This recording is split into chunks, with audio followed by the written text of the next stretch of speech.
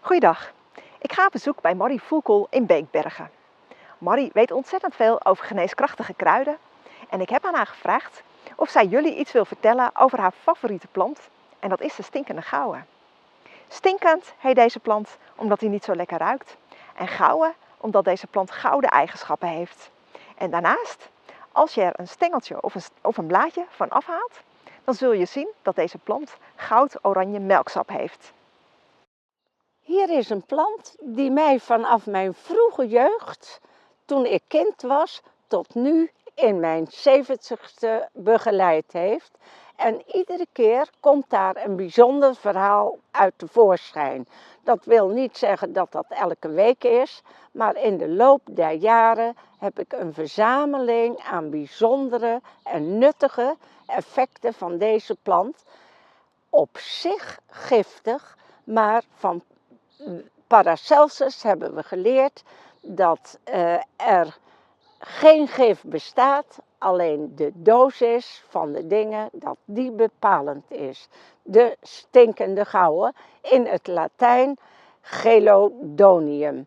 En Chelidonium betekent uit het Grieks zwaluw of zwaluwkruid, ook wel ogenplant genoemd.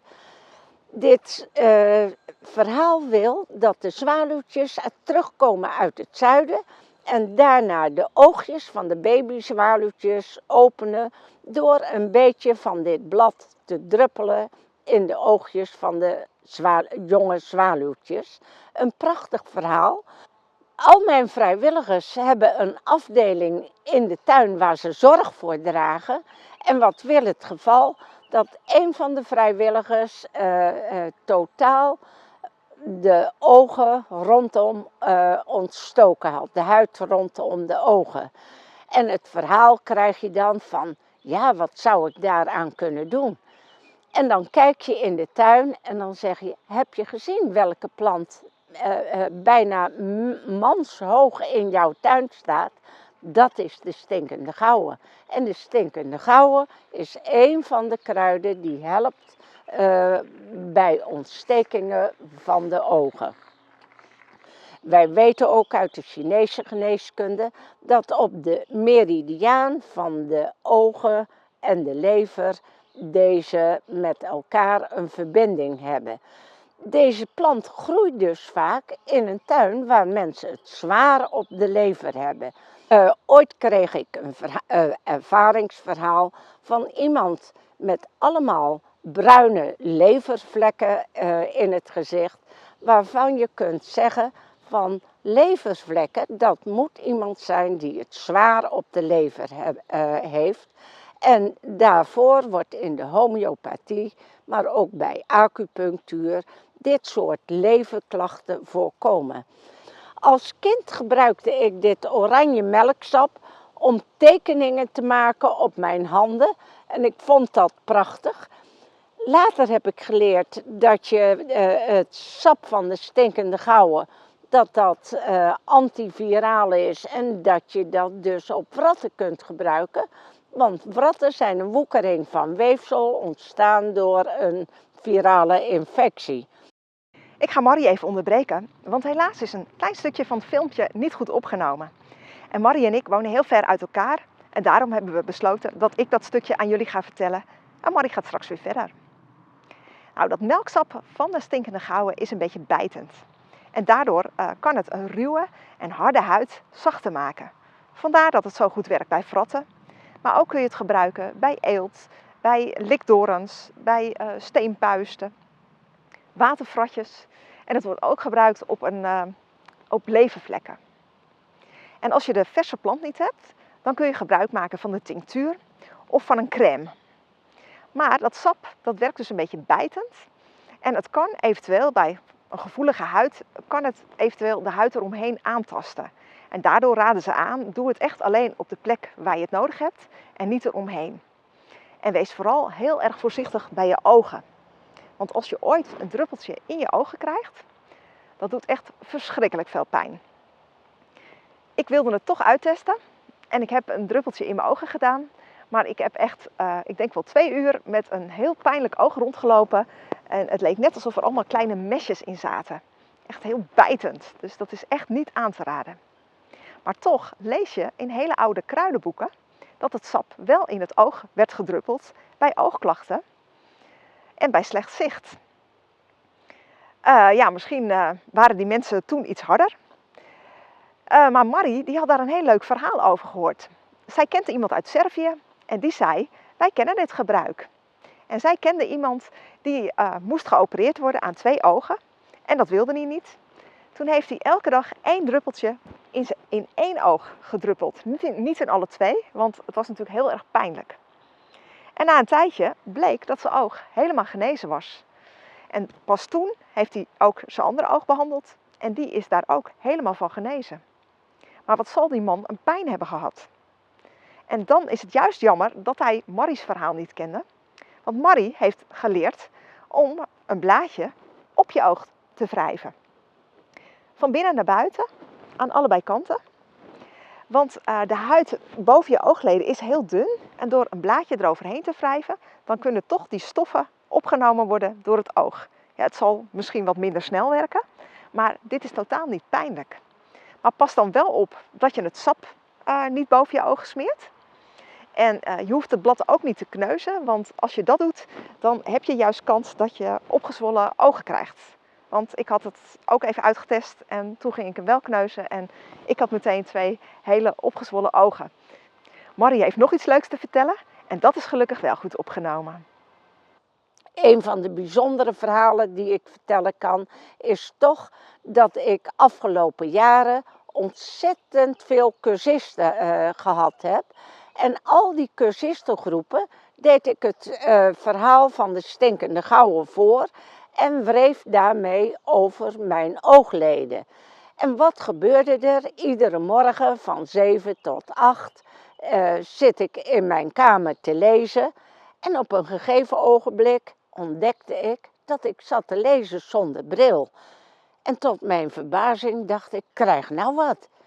Je bent in de 70, hoe kan dat? Wat heb jij gedaan dat je zit te lezen zonder bril? En het verhaal van mijn Servische kennis is voor mij een eye-opener geweest. Dat je zegt van kijk, doordat je het zo vaak voorgedaan hebt, is de helderheid van je zicht verbeterd. Zodat je op je 70ste of in je 70ste weer kunt lezen zonder bril. Hoe bijzonder kan een ervaringsverhaal met kruiden zijn? Het verhaal houdt dus nooit op. Iedere keer al vanaf mijn vroege jeugd tot nu ik in de 70 ben, krijgt zo'n plant die je omarmt een verhaal ergens aan toegevoegd. En zeker nu in een tijd dat mensen het zwaar op de lever hebben, is het om extra aandacht aan dit soort planten te geven.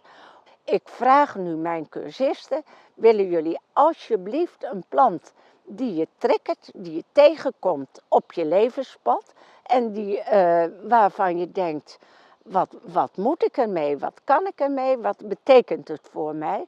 Zou je die mee willen nemen de rest van je leven, omdat dat antwoord geeft op bijzondere levensvragen? Zo is de stinkende gouwe een giftige plant. Maar de doos is bepaald een van de vriendelijkste planten in mijn tuin, die zomer en winter te gebruiken is. Ik hou van je. Ik ga het verhaal nog een beetje samenvatten en nog een beetje aanvullen. Als je stinkende gouwe wilt innemen, heb je de verdunde tinctuur nodig, een homeopathische verdunning. En die is er in meerdere verdunningen verkrijgbaar. Dus wij raden aan, laat je persoonlijk adviseren. Ook om te kijken of het bij jouw persoonlijke situatie past. Als je misschien medicijnen gebruikt of nog andere klachten hebt.